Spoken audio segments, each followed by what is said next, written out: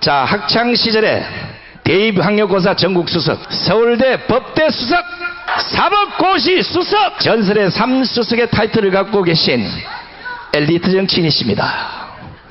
국회의원과 지방자치단체장을 역임하시고 지금 국토부 장관 자리에 계시는 대한민국의 희망 천재 장관 원희룡 국토부 장관님의 신앙 간증을 기립박수로 드리겠습니다.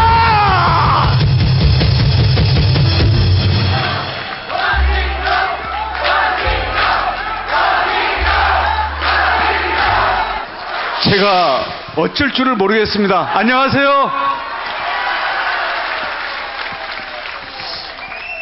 오늘 장관 명단이 발표가 됐는데요. 국토부 첫 장관으로서의 임기를 마치는 발표를 받고 지금 여러분들을 뵈러 온 게 이게 처음 일정입니다.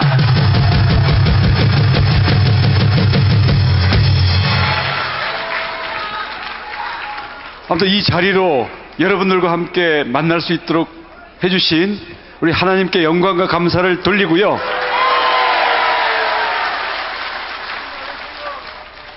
이제 앞으로 제가 어떤 길을, 어떤 역할을 해야 될지 모르겠습니다만은 여러분들과 함께 기도하면서 손잡고 가겠습니다.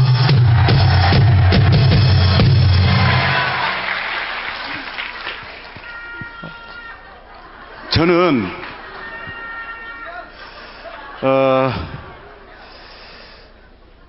유산을 크게 물려받았는데요. 돈은 아닙니다. 돈은 한 푼도 못 받았고요. 대신 유산으로 신앙을 물려받았습니다.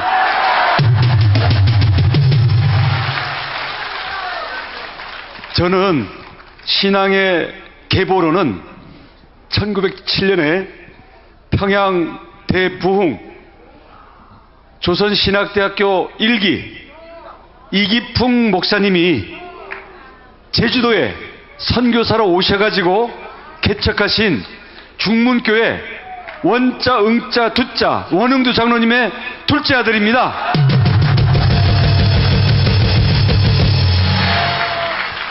제가 태어나던 1964년에 원장로님은 나이 30살이셨습니다. 근데 제가 태어나던 해에 장로가 되셨고 지금도 어머니 아버지 건강하게 살아 계시는데요. 70세 때 장로 은퇴하고 지금 90세 될 때까지 평생 새벽기도를 멈추지 않으신 분입니다. 초등학교 때 학교에서 가훈을 써오라고 했습니다. 아니 뭐 시골에 그런 게 어디 있습니까? 그래서 집에 와서 아버지 우리 집 가훈이 뭡니까? 아버지가 한참 생각하시더니 하늘엔 영광 땅에는 평화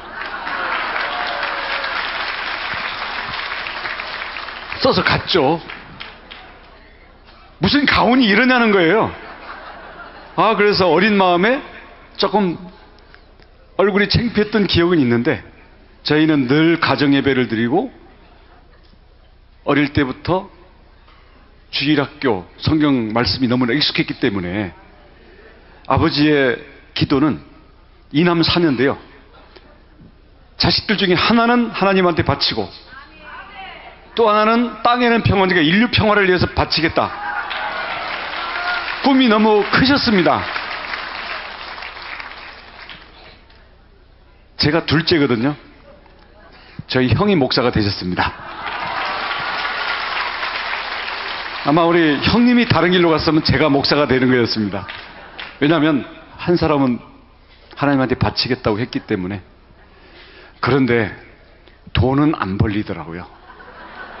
평생 농사만 그냥 허리 꼬부라지도록 대신 유기농 감귤은 잘 지어가지고 요즘도 맛있게 열리기 때문에 여기 계신 분들 중에 혹시 몇 분은 저희 우리 장로님이 보내신 귤을 드신 분이 계신지도 모르겠는데 맛이 좀 없더라도 좀 참고 먹어주십시오. 왜냐하면 그 허리 다 꼬부라지면서 직접 지으신 귤이니까요. 그리고 못생겨도 거의 농약 안 치고 한 귤이니까 드시기 바랍니다. 그래서 저는 어릴 때부터 우리 아버지께서 재산은 못 물려주지만 나중에 반드시 내가 물려준 신앙 때문에 크게 인생에 도움받는 날이 올 것이다. 네. 그래서 저는 유아 세례를 받은 모태신앙이었기 때문에 어릴 때부터 교회가 너무 익숙해서 저는 습관으로서의 신앙은 저는 한 9단쯤 됩니다. 근데 여러분 아시잖아요. 신앙의 모양은 있는데, 경건의 모양은 있는데 뜨거움이 없으면 경건의 능력이 없잖아요. 습관으로만 반복되는 신앙은 어떤 때는 도망가고 싶기도 하고요. 왜냐하면 세상 사람들 재미있는 거 다 하는데 우리만 못해. 그런 것 때문에 사실 벗어나고 싶은 마음도 어린 마음에 있었고요. 그러다가 이제 또 죽게 생기면 교회를 가죠. 저는 36살에 국회의원 한나라당으로 시작을 했는데 선거할 때마다 이게 무슨 탄핵이 벌어지고 무슨 사건이 일어나면서 선거 때마다 힘든 거예요. 그러면 갑자기 교회 새벽 기도를 열심히 나갑니다. 그러면 목사님께서 강하고 담대하라. 그러면 선거에 당선되려고 강하고 담대한 마음을 얻으려고 열심히 교회를 가는데 또 선거 당선되고 나면 어느새 흐지부지해져 가지고 늘 표어대로 교회는 가긴 하지만 마음속에 뜨거움이 없는 거예요. 그러다가 제가 제주도 지사를 2014년에 갔는데 가자마자 큰 시험이 닥쳐왔습니다. 제주도 의회 조례로 한라산 산신제를 제주도지사가 재관이 돼서 도포 다 입고 제사를 지내야 되는 거예요. 법이 그렇게 돼 있는 거예요.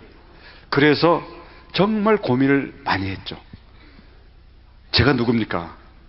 이기풍 선교사가 세운 교회에 원장로 둘째 아들인데 거기다가 솔직한 말로는 어디 저 멀리 누가 쳐다보지도 않는 데 같았으면 몰래 살짝 어떻게 모면하려고 했을지도 모르겠는데 제주도지사로 전국에 방송이 되는 한라산 산신제에 제가 재관이 돼야 되는 거예요.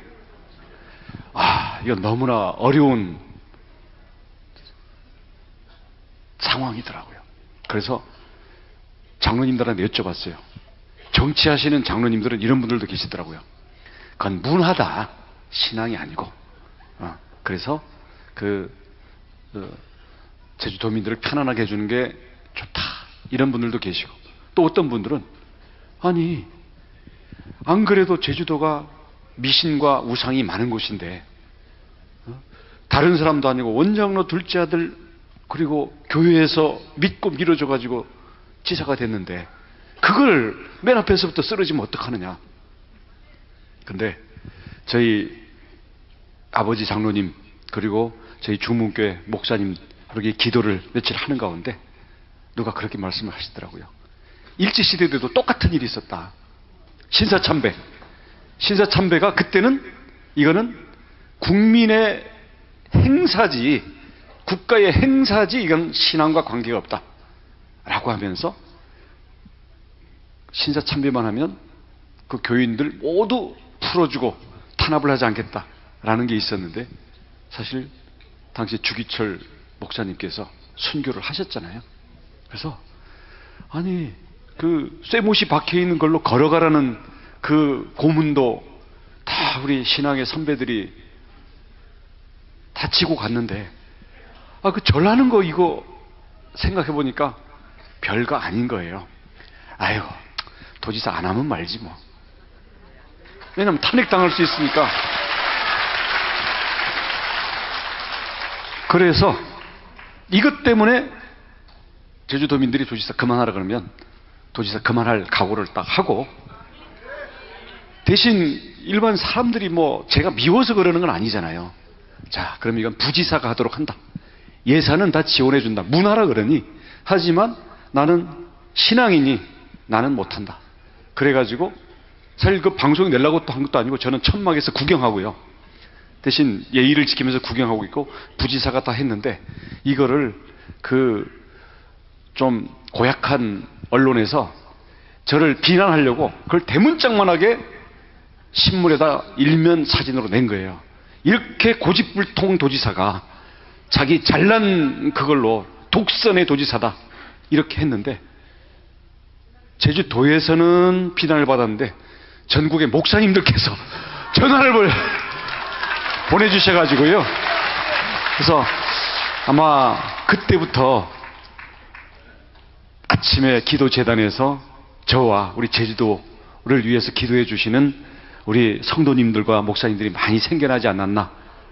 그래서 그 후부터는 저도 알 수 없는 힘에 의해서 제가 도움을 받는 그런 느낌을 자주자주 하고는 합니다. 근데 그게 딱 끝나고 나서 도의회에 이제 불려갔잖아요. 도의원들이 이제 따지는 거죠. 당신은 왜 이렇게 독단적이고 종교와 정치가 분리가 되게 돼 있는데 도지사로서 이 의무를 다 안 했으니 이거를 처벌을 하겠다. 그래서 근데 싸우는 것도 좋지만 싸워서는 설득이 안 되잖아요. 그러면 방법은 이제 동정표, 눈물, 불쌍해 보이는 것밖에 없죠. 제가 우리 아버지가 어머니가 중학교도 못 나오고 어머니는 초등학교도 못 나오고 평생 농사만 짓고 돈 한 푼 지금도 나한테 단돈 100만 원도 물려줄 돈이 없으신 분들 여러분 다 아시지 않냐. 근데 이분들은 20대 초반에 죽을 병 걸렸다가 살아나서 그래도 지질이 고생만 하면서도 평생 새벽기도 하면서 이 길을 왔는데 아들한테 이미 물려준 유언이 10계명을 지키라는 건데 거기에 절하지 말라고 했는데 아니 여러분들이라면 그런 아버지 유일한 유언을 도지사가 하려고 해야 되겠냐? 나에게 효도할 수 있는 마지막 기회라고 생각하고 좀 봐주면 안 되겠냐?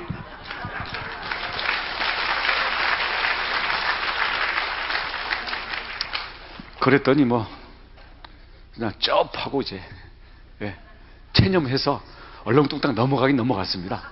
근데 그 다음부터는 저보고 산진제 오라는 소리 자체를 안 해요. 그래서 사실 저는 그때까지도 제가 이렇게 막 어울리는 사람들 또 세상에 막 즐거운 자리들이 있으면 제가 기독교라는 걸 살짝 숨기고 티 안 내고 이렇게 됐는데 그때는 이미 전국에 이게 다 방송이 돼버렸기 때문에 이제는 어디 가서 제가 크리스찬이 아니라고 할 수가 없는 거예요. 게다가 이제 성경을 읽고 말씀을 드리면서 저도 오늘 이렇게 간증을 온 게 자, 복음을 부끄러워하지 말라.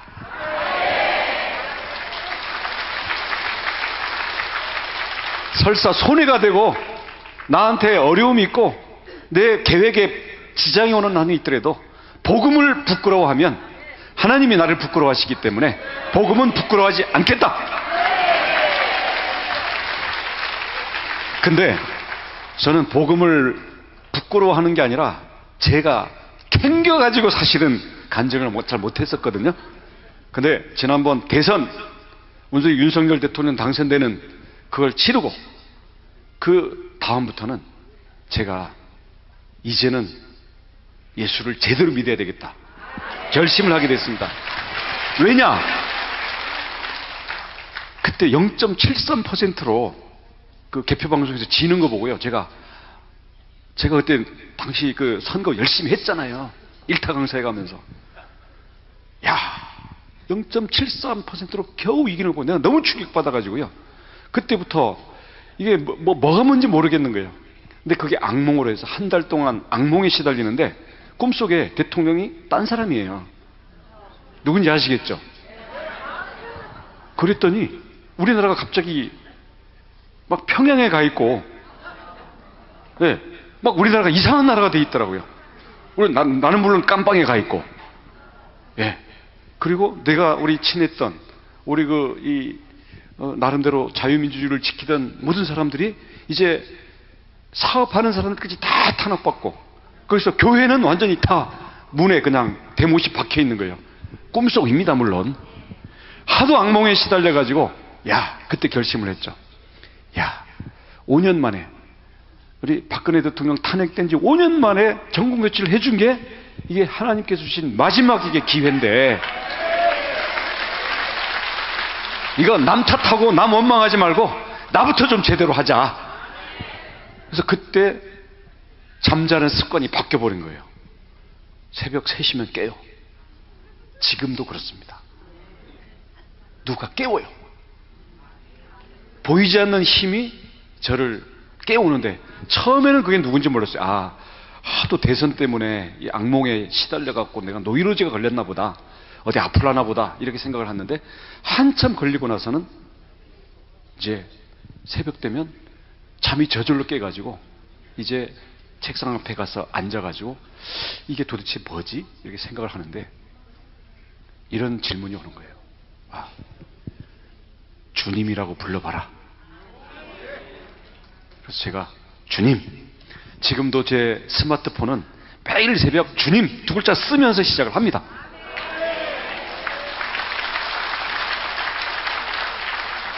근데 제가 주님이라고 외치면, 너는 정말 나를 주로 모시느냐? 그럼요.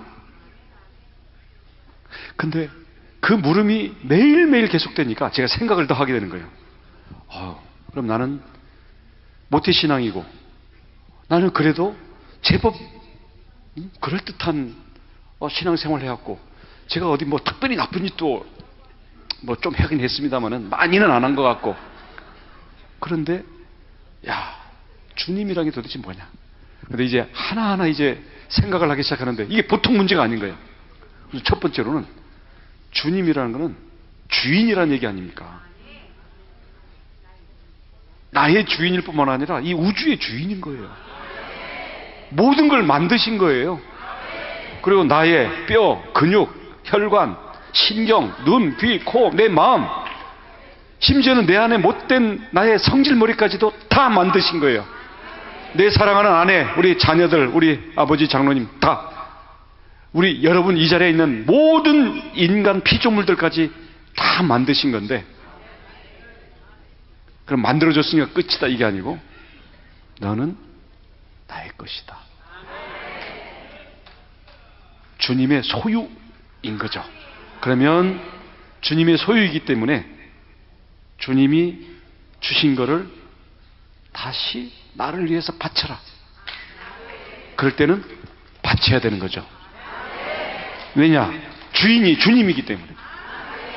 근데 그게 나의 재산, 나의 명예, 나의 정치적인 지위, 그리고 내가 편안함을 추구하는 거, 내가 먹고 마시고 자고 하는 모든 게 결국은 주인이 주님이라는 걸 실감하게 되니까 이게 보통 문제가 아닌 거고요.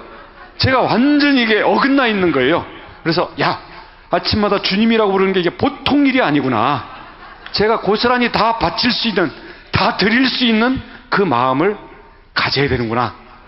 그래서 그 기도를 매일매일 하고 있습니다. 근데 이건 아무것도 아니에요. 그거는 기도 속에 들어가면 되는데, 하나님께서 지으셨는데 내가 왜 이 모양일까?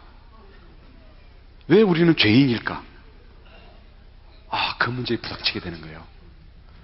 죄라는 게 깜빵 갈 죄도 있고요, 우리 마음속에 나쁜 생각만 하는 죄도 있고요. 근데 나쁜 생각 안 하고 아주 좋은 위인들도 다 죄인이라고 우리 성경에서 얘기하잖아요. 원죄잖아요.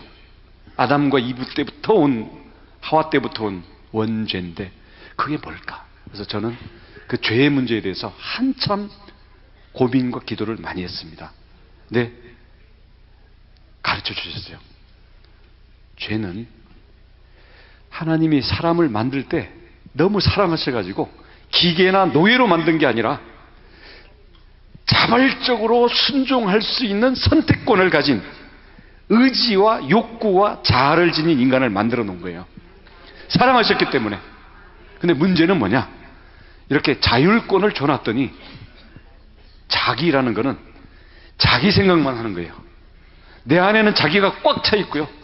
또 나한테 주어진 이 육체라는 거, 주님의 전으로 주어진 이 육체가 자기 욕구 충족을 위해서 남의 것도 뺏고 뭐든지 절제하지 못하고 나는 그냥 무조건 욕구 충족을 하고 싶으니까 이 본성이 죄로 되는 거예요. 그래서 우리가 육체의 생명과 자기라는 자아를 가졌다는 것 자체가 죄니까 우리 이거를 중심으로 모셔버리면 하나님 위에 자기가 있고 하나님보다 앞에 자기 목표와 자기 계획이 가고 이게 죄다. 그렇게 보니까 저는 정말 시커먼 죄인인 거예요. 제 안에 너무 자기가 가득 차 있고 자기 계획으로 자기 위주로 살고 있고 그러다 보니까 하나님으로부터 많이 멀어져 있고 내 안에 꽉 차 있는 것들이 이제는 물어보는 거죠. 하나님으로부터 온 것은 거룩한 것이고 하나님으로부터 오지 않은 것은 사단의 것이거나 정체불명의 수상한 것이죠. 그래서 제가 감옥에 갈 법을 어기지 않고 마음으로 나쁜 생각을 직접 하고 있지 않더라도 나는 바탕 자체가 시커먼 죄인이다라는 것을 인정하지 않을 수 없었고 그렇게 되니까 이제는 주님한테 죄인이라는 것을 꿇어 엎드려 가지고 이제 물어봐야 되는 거예요. 주님, 제 안에 있는 이 생각, 내 안에 있는 이 욕구, 내 안에 있는 이 어떤 힘, 이게 주님이 주신 겁니까? 아니면 자기 생각 때문에 나온 겁니까? 를 물어봐야 이제는 그에 대해서 내가 깨끗한지 아니면 내가 죄에 매여 있는지를 가리게 되면서 점점 예민해지게 되더라고요. 그래서 이거를 죄에 대해서 깊이 생각하게 되니까 죄에 대해서 예민해지고 그러다 보니까 내가 잘나고 내가 하나님보다 위에 있을 그런 생각들에 대해서 제 스스로 많이 이제 눈물로 회개하고 내 스스로 자기를 치는 그런 시간들을 많이 갖게 되죠. 근데 이걸 시키시려고 새벽에 못 자게 계속 깨우시는 거예요. 이러다 보니까 제 내면에서부터 많은 변화가 오게 됩니다. 우선 제가 공부 잘했다 그러잖아요. 그러니까 똑똑할 것 같잖아요. 약간 그런 면이 있긴 있는데 그러다 보니까 세상 어떤 일에 대한 판단이나 사람이 어떤 이런 잘못 같은 게 빨리빨리 눈에 들어와요. 비판적이라는 얘기죠. 어떤 때는 좀 내가 잘났다는 생각 때문에 내가 안다 이런 어떤 자기 교만이 있을 수가 있는데 주님께서 그러셨습니다. 너도 피조물, 다른 사람들도 피조물. 너도 사랑으로 지었지만 다른 사람들도 내가 너 못지않은 사랑으로 다 지었는데 나도 심판하지 않는데 너가 무슨 자격으로 감히 인간들을, 이웃들을, 형제들을 네가 판단하느냐. 판단하지 말라. 그래서 그 기도를 한참 하고 나니까 갑자기 좀 안 입곱던 사람들이 괜히 예뻐 보이는 거예요. 얄미운 사람들 있잖아요. 근데 사람이 예뻐 보이기 시작하니까 그래서 나도 그 사람에 대해서 함부로 얘기했던 것도 줄어들고 그 사람 얘기를 더 듣게 되고 그러니까 그 사람이 저에 대한 태도가 또 달라져요. 그 1번이 제 딸들입니다. 제 딸이 둘이 있는데요. 사실 제가 정치하느라고 바쁘고 또 야단치잖아요. 야, 내가 너 잘 되라고 하는 거야. 야, 그딴 식으로 해서 너 어떻게 이 험한 세상 설래?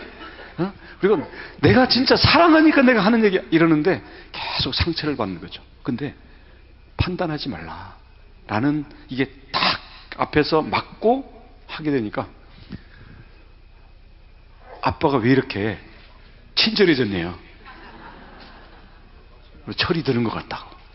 근데 그것뿐이겠습니까? 그래서 이런 것들을 이게 저를 변화시켜 주신 거니까 이거를 앞으로 모든 사람에게 적용을 해나가자 이런 생각을 하고 있는데요. 결국 저는 하나님께서 저에게 주시는 가장 큰 축복은 하나님 저에게 새로운 마음을 주십시오 했을 때 변화된 마음을 주시면 거기서부터 일이 바뀌는 걸 저는 많이 느끼고 있습니다. 특히 요즘은 저에게 많이 주시는 게 비판하지 말고 그리고 법 따지지 말고 긍휼의 마음을 가져라. 그리고 얼마나 우리 사회에 눈물이 많으냐 그 눈물을 너의 눈물로 담아가라 이런 말씀을 주시는데 이건 제가 열심히 기도를 할 거고요. 근데 이런 죄를 제가 벗어나기 위해서 노력하는 과정에서도 한계에 부닥치는 거예요. 그래서 여기에서 결국 우리 예수님의 보혈을 만나게 되는 겁니다. 예수님이 나를 위해서 십자가에 죽었다고요? 근데 그때 태어나지도 않았는데? 그리고 정치 재판을 받아가지고 처형을 당하신 게 왜 사람들의 그 죄를 씻어주는 그게 되느냐? 이런 의문을 사실 저는 어릴 때도 가졌는데요. 이번에 깊이 묵상을 하고 기도하는 가운데 죄라는 것이 저희 안에 너무나 뿌리 깊이 있습니다. 습관으로 있고요.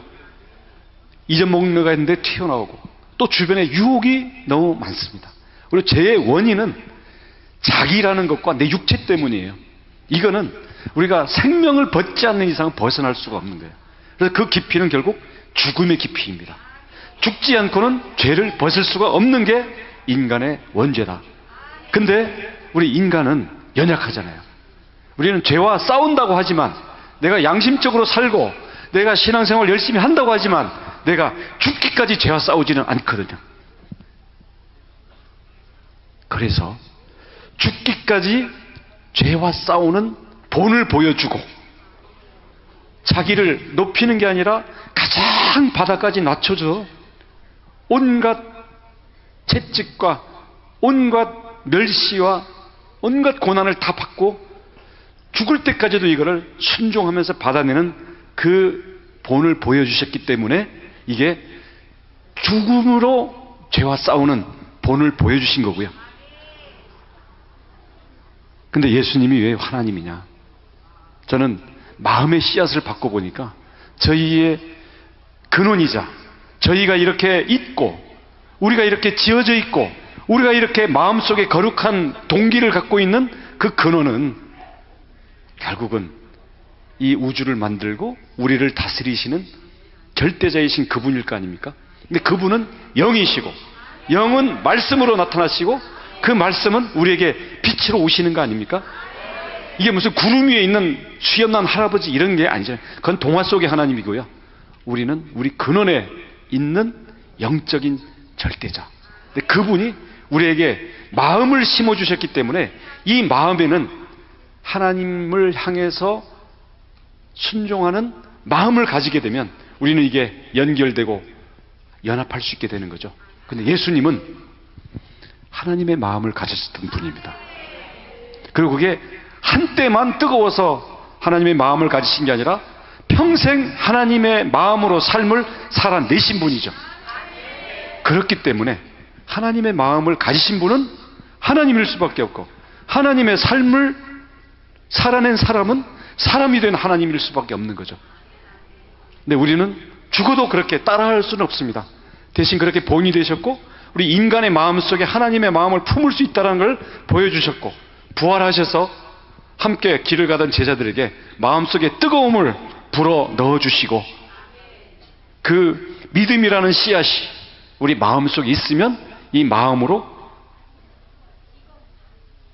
그리스도의 마음으로 우리가 자라나갈 수 있는 그 길을 열어주신 거 아닙니까? 그렇기 때문에 믿음으로 구원을 받는다. 사람이 되신 하나님이라는 것을 저는 정말 새벽에 감격으로 깨달았는데요. 제가 국토교통부 장관이 돼서 건설노조 그 바로잡은 것보다도 제가 이 죄와 예수님의 보혈로 구원을 받는 그 이치를 60 다 돼가는 이 나이에 새벽에 깨달은 게 저로서는 그 최근에 있었던 가장 큰 변화입니다.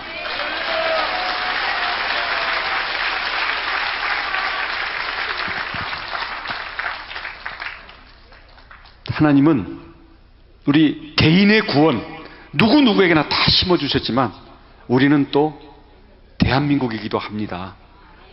개인 구원으로 끝나면 안 됩니다. 왜냐? 우리 피조물들을 하나님께서 다 만들어주셨으면서 대한민국으로 모여서 살아라 라고 해주셨습니다. 가난한 사람도 있고 재벌도 있고 또 뭐 인기 있는 사람도 있고 좀 무시당하는 사람도 있지만 그래도 하나님은 똑같이 사랑하시고요. 너희들 서로 돌보고 서로 그 안에 있는 하나님의 모습을 발견하고 그것을 서로 밀어주면서 믿음의 공동체를 만들어라. 근데 우리 대한민국은 김일성 공산 집단에 넘어가려고 하던 때에 북에서 목숨을 걸고 신앙을 지켜서 오셨던 분들에 의해 가지고 한국교회가 2차 부흥을 했지 않습니까? 우리 제주도의 교회들도 영락교회 등등등등 다 해가지고 평양 1907년 1차 부흥, 다음 1950년, 1945년부터죠. 이 월남회였던 이런 부분들에 가지고 대한민국의 교회가 만들어지고 그 위에 우리 자유민주주의 대한민국을 만들어주신 것은 그 안에 있는 우리 기독교 신앙과 그 기독교 신앙에 핍박받는 걸 통해 가지고 축복을 주시고자 했던 하나님의 섭리라고 저는 믿습니다. 한국전쟁에서 우리를 지켜주셨고요. 그 가난과 전쟁의 폐허에서 세계가 우러러보는 대한민국을 만들어 주셨습니다. 우리의 신앙의 선배들은 이미 대한민국 건국과 우리 고도 성장을 할 때 한국 기독교도 역할을 했고 나름대로 했고요. 근데 우리한테 주어진 과제 때문에 저는 사실은 굉장히 떨립니다. 우리 탄핵도 당했었죠. 지금 동성애 하는 거 보십시오. 그 다음 정전협정, 평화협정으로 가자라는 이런 것들이 온갖 학교, 교과서, 영화, 문화 이런 속에서 이게 무슨 더 개념이 있는 것처럼 이렇게 퍼져나가는 이런 상황에서 과연 우리 기독교는 내 개인만 구원받고 아니 우리 교회만 부흥하고 이런 거에 머물러 있지는 않은가. 저는 기도하는 중에 우리 주님께서는 교회와 우리 마음속의 주의 마음의 성전만 지키라고 한 게 아니라 우리가 살고 있는 각각의 영역, 경제면 경제, 문화면 문화, 교육이면 교육, 정치면 정치, 아니면 지역 발전이면 지역 발전, 이게 모두 하나님께서 만드신 피조물이기 때문에 거기에서 하나님의 연기를 받은 우리들은 연합을 해서 하나님이 주신 세상을 거기서도 하나님의 빛을, 영광을 드러내는 쪽으로 우리가 만들어가는 데 참여를 해야 되는 거예요.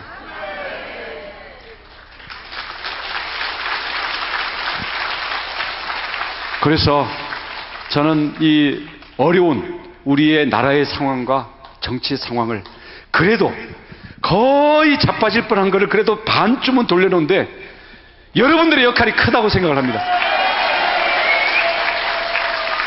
이제 저도 이제 장관직 앞으로 한 20일 동안은 더 해야 됩니다. 왜냐하면 청문회 다음번, 내 다음번 청문회가 끝나서 제가 장관직에서 제대해가지고 고향 앞으로 가! 하면은 저는 제가 원래 2000년도부터 한나라당 국회의원 3번 했고요. 제주도지사 2번 했고요. 또 우리 당이 어려움에 있을 때 또 대통령 선거운동에 몸 던져서 했었는데 앞으로 다가오는 정치 어려움들이 저는 보통 걱정이 아닙니다. 근데 이것은 우리가 걱정한다고 될 일이 아니고요. 하나님께 무릎 꿇고 기도하고 우리 지도자들이 하나님을 경외하고 두려워할 줄 알고 우리 국민들의 흩어진 마음을 하나로 모아서 대한민국이 자유, 복음, 통일로 나아가고 우리 대한민국이 영원히 깨끗한 나라로 갈 수 있는 그 힘을 만들어야만 우리가 하나님께서 우리에게 주신 은혜를 일부라도 갚을 수 있다고 생각합니다. 그렇죠? 저는 복음을 부끄러워하지 않는다고 그랬던 것처럼 우리 공산화를 막고 자유대한민국을 만들었고, 가난해서 우리 잘 사는 대한민국을 만들었던 그게 두 번째 점프였다고 한다면, 세 번째 점프는 지금 공산주의와 이념에 의한 인간의 지배, 그리고 인간의 우상, 이걸 꿈꾸는 우리 북한과 주변의 이러한 기운들을 우리가 믿음으로, 우리의 헌신으로, 우리의 희생으로 이것을 이겨내고 자유, 복음, 통일을 이룰 뿐만 아니라 우리 사회에서도 국민 통합을 이뤄내고 전 세계에 이제는 우리가 가장 앞장서는 제사장 나라로서 빛을 발할 때가 왔다. 그래서 저도 복음을 한때는 좀 부끄러워하고 한때는 제가 죄책감 때문에 캥겨서 조금 쭈빗쭈빗했는데요. 이제는 정치 영역에서든 제 내면의 마음의 영역에서든 아니면 여러분들처럼 앞으로 손잡고 함께 우리의 영역에 하나님의 주권을 세워나가는 그런 일에 저도 앞장서고 헌신하겠습니다. 여러분들께서도요, 정말 눈물로 기도해 주십시오. 저도 매일 아침 쌓는 새벽의 제단 더 열심히 쌓고 제가 어떻게 해야 될지 하나님 앞에 무릎 꿇고 답을 구하면서 여러분과 함께 하겠습니다. 감사합니다.